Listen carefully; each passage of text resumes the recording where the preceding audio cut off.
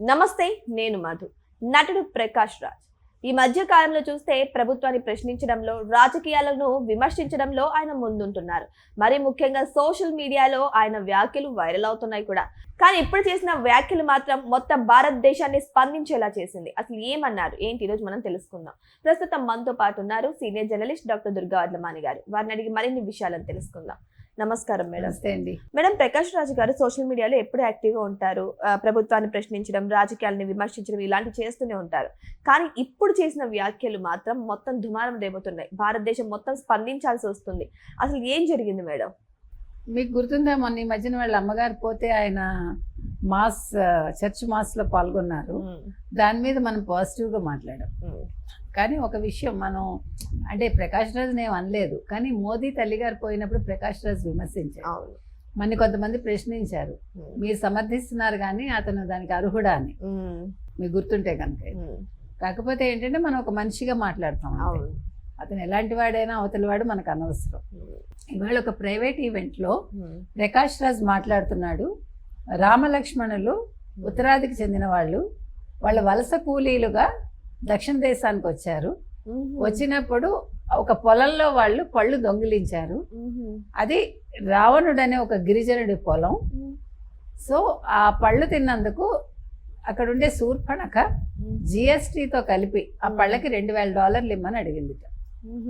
ఇక్కడ ఎన్ని తప్పులున్నాయంటే ఆయన మాట్లాడిన దాంట్లో, అంటే మాటకి ఆయన చెప్పింది మన రామాయణంలోని రామలక్ష్మణుల గురించి. రామాయణం గురించే చెప్పాడు ఆయన. రామాయణంలో రాముడు, లక్ష్మణుడు, రావణుడు మధ్య ఎందుకు గొడవ వచ్చింది, సీతను ఎత్తుకుపోవడం అనేది పక్కన పెడితే అసలు జరిగింది ఇది అని చెప్పి ఆయన ఒక కొత్త రామాయణం చెప్పాడు. ఇవాళ ఇక్కడ మనం అడుగుతున్న అంశాలు ఏంటంటే, రావణుడు గిరిజనుడు అయితే ఇవాళ బ్రాహ్మిన్స్ అందరూ భారతదేశంలో గిరిజనుల, ముఖ్యంగా దక్షిణాదిలో ఉండే బ్రాహ్మలందరూ. అప్పుడు ఈ సిద్ధాంతాలు, ఈ రాద్ధాంతాలు అన్నీ ఏమైపోతాయి. పెరియార్ రామస్వామి లాంటి వాళ్ళు బ్రాహ్మణులకు వ్యతిరేకంగా చేసిన ఉద్యమం ఏమైపోతుంది. తర్వాత రామలక్ష్మణులు దొంగతనం చేశారు. ఒక దేవుడుగా పూజించే వ్యక్తి గురించి మీరు దొంగతనం అంటగట్టడం ఏమిటి? ఇప్పుడు ఒక జీసస్ అనేవాడు భారతదేశానికి చెందినవాడు అంటున్నారు. మరి జీసస్ లాంటి వాళ్ళ మీద ఇలాంటి తప్పుడు ఆరోపణలు మీరు చేస్తారా? మొహమ్మద్ ప్రవక్త మీద ఇలాంటి తప్పుడు ఆరోపణలు మీరు చేస్తారా? ప్రకాష్ రాజ్ దమ్ముందా మీకు? ఇప్పుడు రాముడు అనేవాడు ఇన్ని కోట్ల మందికి, 100 కోట్ల పైగా భారతదేశంలో ఉన్న హిందువులకి దేవుడు. రామాయణం ఒక పవిత్ర గ్రంథం. మీకు ఎందుకు అసలు మీ పనేదో మీరు చేసుకోకుండా, మీ నటనేదో మీరు చూసుకోకుండా మీరు సోషల్ అంశాల మీద మాట్లాడండి, వెళ్ళి సేవ చేయండి. హిందువుల మీద ఎందుకు పడతారు? మీరు పాపులర్ కావడానికి మీ అందరికీ కూడా లెఫ్టిస్టులు కావచ్చు, లేకపోతే సామాజికవేత్తలు అనేవాళ్ళు, సోషల్ యాక్టివిస్టులు కావచ్చు, ఓన్లీ హిందువుల మీదే పడి ఎందుకు బతుకుతారు మీరు? హిందూ పురాణాల మీద, హిందూ ఇతిహాసాల మీద, హిందూ దేవుళ్ళ మీద పడి ఎందుకు బతుకుతారు? మీకు అదే తిండి పెడుతుందా? అంటే ఇండైరెక్ట్గా మీరు హిందువుల మీద పడి బతుకుతున్నారు. You are accepting that? అది నిజమా? అప్పుడు జిఎస్టీ ఉందా? లేదు. అప్పుడు డాలర్లు ఉన్నాయా? అంటే మీరు చెప్పిన మాటలు ఏమైనా అర్థం ఉన్నాయా? వ్యంగ్యంగా అనిపిస్తుంది. అదే వ్యంగ్యమే, అందులో డౌటా మీకు? వ్యంగ్యం అన్నారా? ఇప్పుడు కేసు నమోదైంది, చాలా సెక్షన్ల కింద ఆయన మీద కేసు నమోదైంది. నన్ను అడిగితే అరెస్ట్ చేయాలండి. అవును. ఇప్పుడు ఇటీవల కాలంలో తిరుమల దేవస్థానం గురించి కూడా, తిరుమలలో ఉండే ఏమంటారు, వాటిని ఏమంటాం, తిరుమల దర్శనాల మీద కూడా చాలా మంది వ్యాఖ్యానాలు చేశారు. తప్పు కదా? మీకు నమ్మకం లేకపోతే వదిలేసేయండి. కానీ మీరు వాళ్ళ మనోభావాలు ఎందుకు దెబ్బతీస్తున్నారు? మిమ్మల్ని ఎవడు ఏమంటలేదుగా, మీరు ఎలా అయినా బతికేస్తున్నారు. మీరు హిందువుల మీదే పడి బతుకుతున్నారు. కానీ భారతదేశంలో పుట్టి హిందూ దేవులను తిట్టడం ఏంటి మేడం? మొన్న అదే అంటే వాళ్ళ సర్వైవల్ కోసం. మొన్న చూస్తే నాన్ వెజ్ అలాగే తిట్టారు. ఇప్పుడు చూస్తే ప్రకాష్ రాజ్ గారు ప్రతి ఒక్కరు కూడా హిందూ దేవులను దూషించడానికి ముందు. అంటే వీళ్ళు ఇప్పుడు దీనికి చట్టాలు సరిగా రావట్లేదండి. ఒక చట్టం తీసుకొచ్చి నోరెత్తి, ఇప్పుడు మీకు ముస్లిమ్స్ లాగా మొత్తం అందరు మీద పడిపోతే అప్పుడు అర్థమైందా మీకు? వీళ్ళు సాఫ్ట్గా ఉంటే పనులు ఇలాగే ఉంటాయి. కాబట్టి ఇవాళ ప్రకాష్ రాజ్ అనేవాడు ముందు క్షమాపణ చెప్పాలి. నీ సంగతి నువ్వు చూసుకో. ఇలాంటి వాళ్ళకి అసలు మీరు ఎందుకు పని ఇస్తున్నారు? ఇతను ఎందుకు మీరు నటుడుగా ఎన్నుకుంటున్నారు?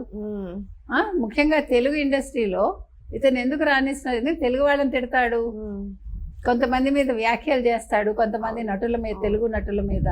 మరి ఇలాంటి వాళ్ళు మనకి ఎందుకండి? వేరే భాషకి సంబంధించిన వాళ్ళని కొంతమందిని బ్యాన్ చేయండి, మీరు తప్పులేదు. అవును మేడం. ఇప్పుడు వాళ్ళు వచ్చారా, వాళ్ళు పని చేసుకున్నారా, వెళ్ళారా, మనకు అబ్జెక్షన్ లేదు. వాళ్ళు ఏ ప్రాంతానికి చెందిన వాళ్ళైనా, ఏ రాష్ట్రం వాళ్ళైనా, ఏ భాష వాళ్ళైనా. కానీ పర్టికులర్గా తెలుగు రాష్ట్రానికి చెందిన కొంతమంది మీద విమర్శలు చేసేటప్పుడు అలాంటి వాళ్ళని తీసుకోవాల్సిన అవసరం ఉందా? ఇవన్నీ కూడా చాలా ఆలోచించాల్సిన అంశాలు. దీని మీద చాలా చర్చ జరగాలండి. హిందూ సంఘాలు ఇలాంటి వాటి మీద దృష్టి పెట్టి, మీకు ఇంకొకటి కూడా చెప్తున్నానండి, హిందువులకు కూడా ఇంకో మాట చెప్తున్నా. ఊరికే వీడియోలు చేసేసి తిట్టేస్తే పని కాదు. కూర్చుని మీరు ఆలోచించి తెలివిగా ఏం చేయాలి, ఎలాంటి చట్టాలు తీసుకురావాలి అనే దాని మీద ఒక ఏకాభిప్రాయానికి రావడం మంచిది. కానీ ఊరికి తిట్టడం, మన మాటలు అనేవి చాలా మంచిగా మర్యాదగా ఉండాలి, పదునుగా ఉండాలి తప్ప మన గీత దాటి మనం మాట్లాడకూడదు. అవును, ఫస్ట్ అది నేర్చుకోవాలి మనందరం. అవును మేడం. కానీ మేడం ఈ విషయం చూసుకుంటే మనం రామలక్ష్మణ్ గురించి ఇలా వ్యాఖ్యానించడమే కాదు, చాలా మంది ఇలా హిందూ దేవుల గురించి మాట్లాడుతున్నారు. సో ఇవన్నీ ఎదుర్కోవడానికి ప్రతి ఒక్క హిందువు కూడా రెడీగా ఉండాలంటారా? ఖచ్చితంగా. మీరు పురాణాలు చదవండి, ఇతిహాసాలు చదవండి, మీరు కౌంటర్ ఇవ్వడానికి సిద్ధంగా ఉండండి. ఆ కౌంటర్ కూడా పద్ధతిగా ఇవ్వండి అని మాత్రం నేను చెప్తాను. సో ఏదేమైనా సరే ప్రకాష్ రాజు గారు చేసినటువంటి ఈ వ్యాఖ్యలు మాత్రం నిజంగా హిందువుల మనోభావాలు దెబ్బతినేలా అయితే కనిపిస్తున్నాయి. దీనికోసం ప్రతి ఒక్క హిందువు కూడా రియాక్ట్ అవ్వాల్సిన పరిస్థితిని కూడా సోషల్ మీడియాలో పిలుపునిస్తున్నాయి. మరి దీని గురించి మీరేమంటారు? కామెంట్ చేయండి. Thank you so much. Thank you.